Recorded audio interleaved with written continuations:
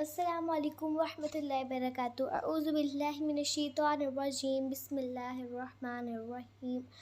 رب اشرح لی صدری ویسر لی امری واحلل عقدۃ من لسانی یفقہوا قولی۔ ربی یسر ولا تعسر وتمم بالخیر وبک نستعین۔ آج میں آپ کے ساتھ جو حدیث شیئر کرنے جا رہی ہوں، اس کو غور سے سنیے گا اور یہ سوچ کر کہ اس کو اپنے لیے صدقہ جاریہ بنا دیں۔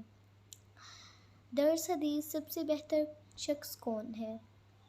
سیدنا عبداللہ بن عمر رضی اللہ تعالیٰ عنہ سے روایت ہے، رسول اللہ صلی اللہ علیہ وآلہ وسلم سے پوچھا گیا، لوگوں میں سب سے بہتر شخص کون ہے؟ ارشاد فرمایا، ہر صاف دل اور زبان کا سچا۔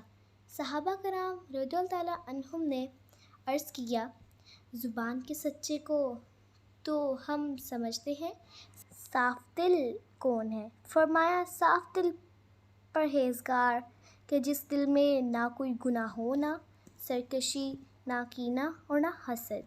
ابن ماجہ حدیث۔ رسول اللہ صلی اللہ علیہ وآلہ وسلم نے فرمایا، اللہ تعالیٰ اس شخص کو خوش و خرم رکھے جس نے ہماری کوئی حدیث سنی، پھر اسے یاد کیا، یہاں تک کہ اسے آگے دوسروں تک پہنچایا۔ سنن ابی داؤد 3660۔